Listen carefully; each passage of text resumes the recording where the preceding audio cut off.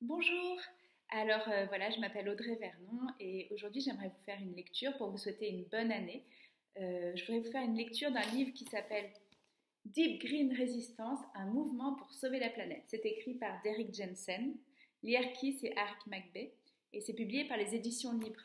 Alors voilà, j'ai passé pas mal de temps à lire ce livre, à prendre des notes et j'ai choisi quelques extraits qui, j'espère, vont vous plaire. C'est un livre qui explique qu'on ne va pas pouvoir sauver et la civilisation et la planète. Donc si on veut sauver la planète, il va falloir détruire la civilisation le plus vite possible pour avoir une chance de ne pas cuire comme des merguez d'ici 30 ans.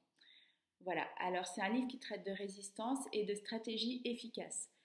C'est-à-dire que pour l'instant, on fait des marches, on fait des pétitions, c'est pas vraiment efficace. Donc c'est un livre qui parle de résistance et de résistance concrète et de résistance qui fonctionne. Voilà, c'est un livre qui m'a donné beaucoup d'espoir et j'espère qu'il va vous en donner aussi. Donc voilà, je vais vous en lire quelques extraits, ça va aller assez vite. Je suis désolée, le son est pas très très bon, l'image pas très bonne non plus. Mais voilà, le texte, lui, est formidable. Alors, je vous en lis 3-4 passages. Introduction par Derrick Jensen. Cet ouvrage traite de la riposte. La culture dominante, la civilisation, est en train de tuer la planète. Et il est plus que temps pour ceux d'entre nous qui se soucient de la vie sur Terre d'entreprendre les actions nécessaires pour l'empêcher de détruire tout ce qui vit. Nous sommes désormais au courant des chiffres et des tendances. 90% des gros poissons ont disparu des océans, qui contiennent 10 fois plus de plastique que de phytoplancton. 97% des forêts anciennes ont été détruites, ainsi que 98% des prairies. Les populations d'amphibiens s'effondrent, tout comme celles des oiseaux migrateurs et des mollusques. 200 espèces disparaissent chaque jour. Si nous ne connaissons pas ces chiffres et statistiques, c'est que quelque chose ne va pas. Nous ne vivons pas dans une société démocratique. Et avant de vous offusquer à la lecture de ce blasphème, réfléchissez. Les gouvernements sont-ils au service des multinationales ou bien des êtres vivants? Le système judiciaire tient-il les PDG pour responsables des conséquences destructrices, souvent mortelles, de leurs actes? Les riches sont-ils vraiment soumis au même système judiciaire que vous et moi? La vie sur Terre a-t-elle vraiment le même poids qu'une multinationale dans un tribunal? Nous connaissons tous la réponse à ces questions. Si vous vous souciez de la vie sur cette planète et si vous pensez que cette culture ne cessera pas délibérément de la détruire, comment cela se manifeste-t-il dans vos méthodes de résistance? La plupart des gens ne savent pas car ils n'en parlent pas. Voilà ce dont traite ce livre, de changement de stratégie, de tactique et de riposte. Nous devons interposer nos propres corps et nos propres vies entre le système industriel et le vivant. Nous devons commencer à riposter. Ceux qui viendront après nous, qui hériteront de ce qu'il restera du monde, une fois que cette culture aura été paralysée, grâce aux pics pétroliers ou aux efforts de femmes et d'hommes ayant souhaité s'allier au monde naturel pour résister, nous jugerons en fonction de la santé des territoires que nous leur laisserons. Ils n'auront que faire de la manière dont vous et moi aurons vécu, de nos bonnes intentions, des efforts que nous aurons fournis. Ils n'auront que faire de notre intérêt pour le sort de la planète, de notre sagesse, de la non-violence ou du pacifisme dont nous aurons fait preuve. Ils n'auront que faire de nos excuses pour ne pas agir. Ils n'auront que faire de la simplicité de la vie que nous aurons menée, de la sincérité de nos intentions ou de nos actions. Ils n'auront que faire de savoir que nous sommes devenus le changement que nous voulions voir, que nous avons voté démocrate, républicain, vert ou pas voté du tout. Ils n'auront que faire des livres volumineux que nous aurons écrits sur le sujet, de la compassion que nous aurons eue pour les PDG et les personnalités politiques à la tête de cette économie mortifère. Ils se soucieront plutôt de savoir s'ils peuvent respirer l'air et boire l'eau de la planète. Nous pouvons fantasmer autant que nous le voulons sur un grand changement décisif, mais si personne, y compris les non-humains, ne peut respirer, cela n'aura pas grande importance. Nous ne parlons pas d'un futur lointain, il s'agit d'une époque que les enfants nés aujourd'hui connaîtront et devront endurer. Honnêtement, cette culture a-t-elle plus d'importance que les vies de vos propres enfants? Voilà, ça c'est l'extrait de l'introduction. Je vais vous lire encore, j'ai choisi pas mal de passages, je vais essayer de me limiter un peu.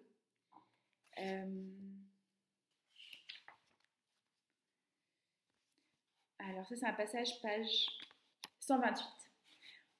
C'est un passage qui explique que par exemple les énergies renouvelables, le développement durable et tout ça c'est complètement un leurre parce que les énergies renouvelables servent à alimenter les mêmes biens de consommation qui détruisent la planète que les autres. Les énergies renouvelables ont besoin des énergies fossiles pour être construites. Par exemple, les éoliennes ont besoin de béton, d'acier, qui sont extrêmement énergivores et qui dévorent la planète de façon aussi certaine que les autres énergies. Ça parle aussi du fait que tout ce qui est vert, soi-disant, ça repose sur de l'extraction minière.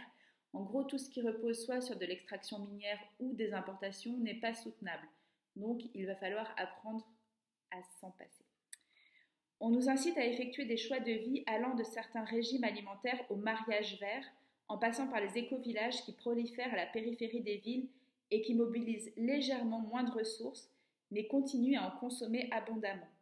Encore une fois, ces choix font partie d'une démarche rétractive. Aucun d'eux ne remet en question les systèmes de pouvoir qui s'acharnent à dévorer notre planète. Souvenez-vous, on ne résout jamais les problèmes politiques en ayant recours à des solutions individuelles. Au mieux, ces tentatives partent d'une bonne intention mais font fausse route. Au pire, elles détournent l'inquiétude et l'accablement sincère qu'une personne peut ressentir, même sans en être pleinement consciente, en lui vendant un espoir profondément illusoire. Est-ce réalisable ? Peut-on faire s'écrouler la civilisation industrielle ?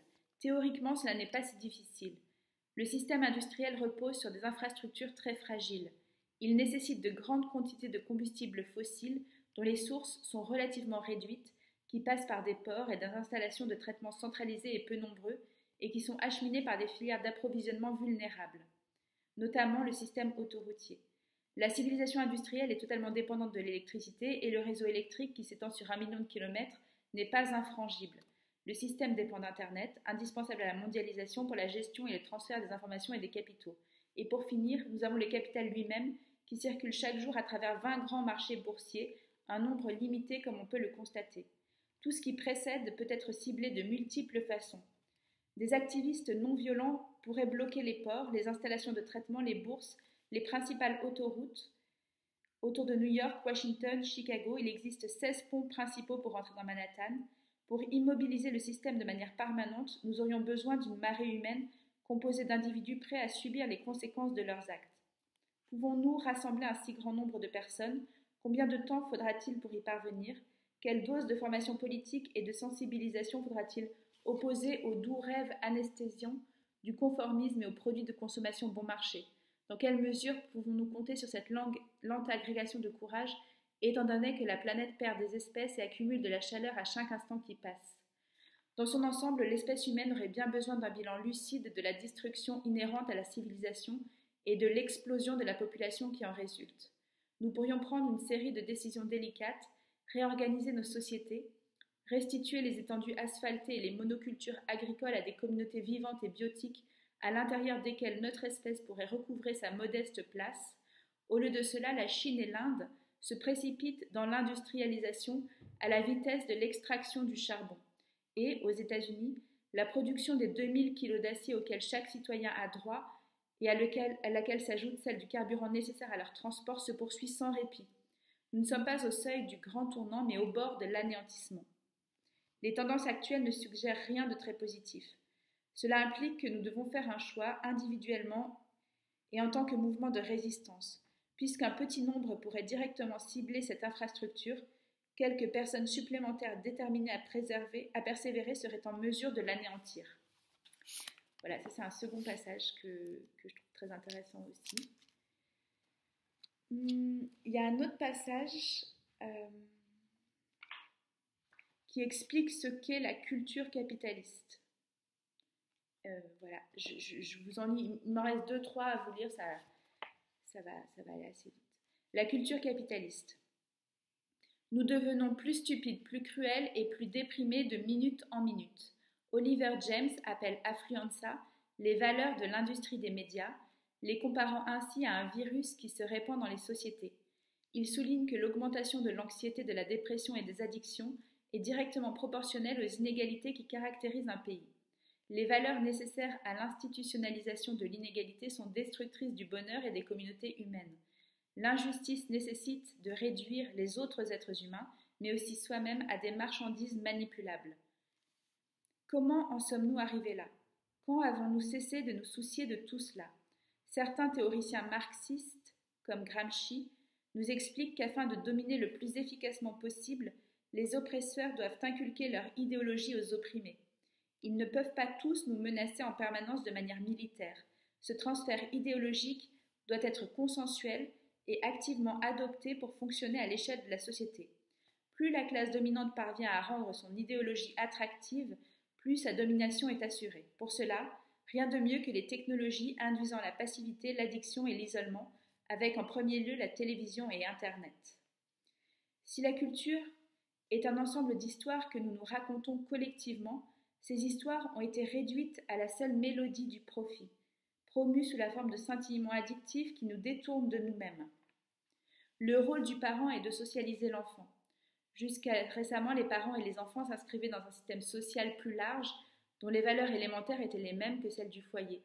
Désormais, on conseille aux parents de protéger leurs enfants de la société au sens large, ce qui est impossible. La société, nous y vivons tous, à moins d'être prêts à déménager en Antarctique. Même si vous parvenez à préserver l'environnement immédiat de vos enfants des pires excès du consumérisme et des éléments misogynes, ils ne peuvent pas éternellement rester enfermés chez vous. Si notre société est toxique au point que nous ne pouvons pas lui confier nos enfants, alors nous devons changer de société. Les valeurs véhiculées par les médias de masse encouragent les pires comportements humains. Si les gens sont des objets, aucune intimité ni aucune communauté n'est possible. Si l'apparence est tout ce que nous sommes, nous aurons toujours besoin de parader. L'invisibilité sociale est une sorte de mort pour les créatures sociales. Nous achetons de plus en plus, que ce soit des voitures, des jeans taille basse, pour avoir une meilleure chance d'être remarqués comme l'objet du jour. Plongés dans cette culture de l'image de notre société de masse, les individus se considèrent comme ils considèrent le monde, d'une manière dépersonnalisée, distante et brisée, qui correspond au profil psychologique d'une personne en état de stress post-traumatique. Ajoutez à cela l'objectivation sexuelle et l'avilissement des images, et les jeunes filles présentent des symptômes de l'état de stress post-traumatique sans même avoir subi d'abus sexuels. La culture elle-même est devenue l'abuseur. Oui, nous pouvons essayer de nous immuniser, nous et nos enfants, contre les médias de masse, contre leurs messages, leurs méthodes, mais personne ne devrait avoir à se protéger de la culture dans laquelle il vit.